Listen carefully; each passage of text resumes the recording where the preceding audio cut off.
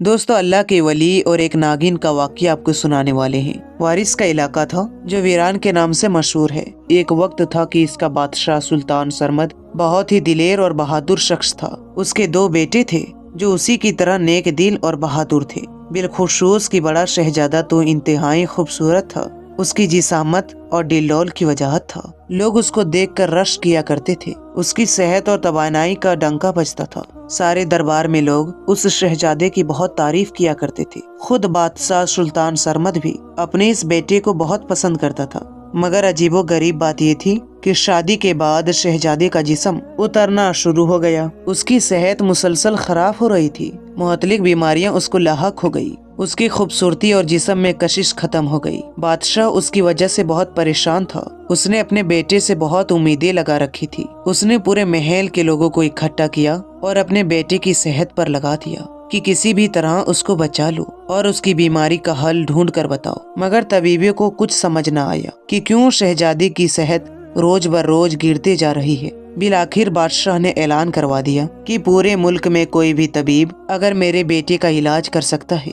तो वो दरबार में आ जाए। मगर बहुत कोशिशों और मेहनतों के बाद भी शहजादे की बीमारी का इल्म न हो सका। एक दिन बादशाह बहुत ही परेशानी के हालत में बैठा हुआ था, कुछ भी सुझाव नहीं दे रहा था। तो उसने सोचा कि मैं इसी हाल में जंगल बेवान की तरफ निकल जाता हूँ। हो सकता है अल्लाह ताला कोई सूरत निकाल दे। बस वो बगैर किसी लव लश्कर के, बगैर किसी फौज के अकेला ही निकल गया। काफी दिन तक मारा मारा फिरता रहा। बिलाखिर एक दिन उसने पहाड़ों के दरमियान एक गार में कोई आवाज सुनी, जिससे मालूम होता था कि वहाँ कोई शख्स मौजूद है। जब वो गार के अंदर दाखिल हुआ तो वहाँ पर एक फकीर शख्स अल्लाह की इबादत में मशगूल था। उसने बादशाह की तरफ कोई तवज्जो ना की। सुल्तान सरमद बादशाह वहाँ पर एक तरफ खामोशी से बैठ गया। वो इस सोच में गुम था कि इस वीराने में फकीर कैसे जिंदगी गुजार रहा होगा, उसको खाना पानी कैसे मिलता होगा और उसका गुजारा कैसे मुमकिन होता होगा। इसी वासना में एक परिंदा बाहर से उड़ता हुआ आया। उसकी जोश में बहुत ही खूबसूरत कपड़ा था। फकीर ने अपनी इबादत बस कर दी और कपड़ा लेकर एक तरफ रख दिया। उस कपड़े में खाने की कुछ चीजें थीं, जिनको देखकर बादशाह समझ गया कि इस तरह अल्लाह की नुसरत उस फकीर को मिली हुई है। बादशाह ने उसको अपना मसला बयान किया और दुआ के लिए कहा। फकीर ने इस बात की इजाजत दे दी कि शहजादे को उसके पास लाया जाए ताकि ये सूरत हाल को अच्छी तरह से देख सके। बादशाह वहाँ से वापस हुआ और दरबार पहुंचकर शहजादे को ले जाने की तैयारी करने लगा। जब शहजादे को लेकर फकीर के पास गार में पहुंचा तो उस बुजुर्ग फकीर ने देखते ही कह दिया कि ये किसी बीमारी का असर नहीं बल्कि कुछ असरात हैं, यानी कोई ऐसी वजह है जो बीमारी से हटकर है। शहजादे से पूछने लगे कि क्या तुमने कोई सफर किया है, क्या कहीं पर गए थे या फिर ऐसा वाकया कोई पेश आया हो तो तफसील से मुझे बताओ। शहजादे कहने लगा, जी मैं काफी अरसा पहले एक सफर पर गया था। वहाँ पर मेरे साथ एक अजीबो गरीब वाकया पेश आया था। मैंने एक जगह हिरन को शिकार किया, लेकिन मेरा तीर शिकार को लगने की बजाय दूसरी तरफ मुड़ गया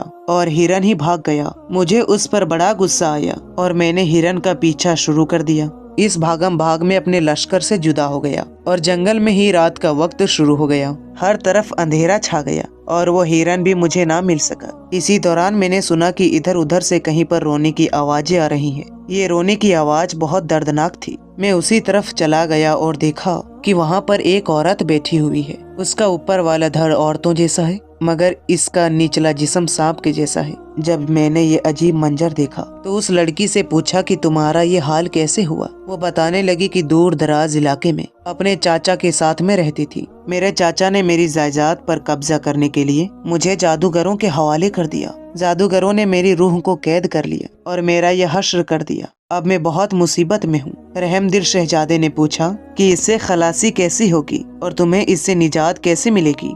उस लड़की ने बतलाया कि सामने फलां दरख्त पर एक उल्लू बैठा हुआ है। उसी उल्लू में मेरी रूह कैद है। अगर तुम उसको मार डालो तो मैं आजाद हो जाऊंगी। शहजादे ने ये सुनते ही उल्लू को हलाक कर दिया। उल्लू के मरते ही जंगल में अंधेरा बहुत बढ़ गया और खौफनाक किस्म की आवाजें आने लगी, जिनको सुनकर शहजादा बेहोश हो गया। सुबह के वक्त जब उसकी आंख खुली तो सामने उसकी बहुत ही हसीलो जमील और खूबसूरत लड़की बैठी हुई थी। उस लड़की ने शुक्रिया अदा किया और कहा कि मैं तुम्हारी एहसानमंद हूँ, तुम मेरे साथ जो सलूक करो वो मुझे मंजूर है। शहजादा उस लड़की को लेकर महल में आ गया। यहाँ पर उस लड़की से शादी कर ली, मगर शादी के बाद उसका सेहत खराब होना शुरू हो गई। बुजुर्ग फकीर ने इतना सुनकर इरशाद फरमाया, ए शहजादे, तुम्हारी बीमारी और सेहत की असल खराबी की वजह यही लड़की है, क्योंकि ये असल में एक नागिन थी, मगर अपनी कुव्वत की वजह से इंसानी शक्ल इख्तियार करके वो तुम्हारे साथ आ गई और शादी करके तुम्हारे अंदर मुसलसल जहर डाल रही है ताकि तुम तड़प तड़प कर मर जाओ।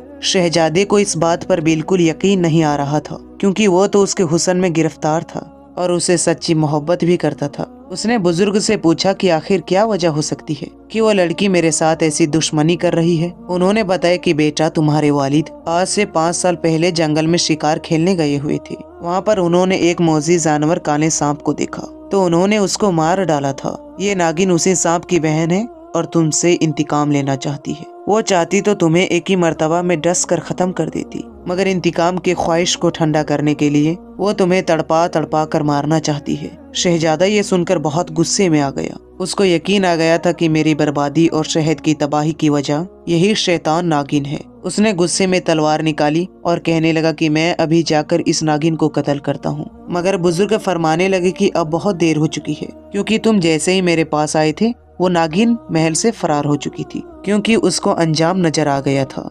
अब तुम जाओगे तो उसको गायब पाओगे। शहजादा परेशान हो गया कि अगर वो भाग गई है और फरार हो गई है तो हो सकता है वो दोबारा दुश्मनी निकालने के लिए मुझे साजिश के जाल में फंसा ले। इस सूरत हाल में मुझे क्या करना चाहिए? बुजुर्ग ने शहजादे को एक ताबीज दिया कि अगर तुम इसको अपने पास रख लो तो वो आज के बाद कभी भी तुम्हारे पास नहीं आ सकेगी और किसी भी तरह तुम्हें नुकसान नहीं पहुंचा सकेगी। शहजादा इस अमल से बहुत खुश हुआ। ताबीज हासिल करते ही उसको अपने जिस्म में तब्दील महसूस होने लगी। थोड़ी देर बाद ही बहुत ही तब्दील अपने अंदर महसूस करने लगा। उसने अपने पूरे लश्कर समेत बुजुर्ग के हाथ में बैत की और बुजुर्गों का बहुत बड़ा एहतराम किया। जब वो वापस आया तो सारे दरबार वाले हैरान थे और उसको बता रहे थे कि आपकी बीवी काफी दिन से गायब है और हम बावजूद कोशिश के उनको ढूंढ ना सके। शहजादा ये सुनकर मनी मन मुस्कुराने लगा और फिर महल में खुशियां वापस आ गई। शहजादे की सेहत भी बहाल हो गई। दोस्तों, उम्मीद करते हैं कि ये कहानी आपको बेहद पसंद आई होगी। इस वीडियो को लाइक करें और अपने तमाम दोस्तों में जरूर शेयर करें। फिर मिलते हैं एक अच्छी और नई वीडियो के साथ। अस्सलाम वालेकुम, अल्लाह हाफिज।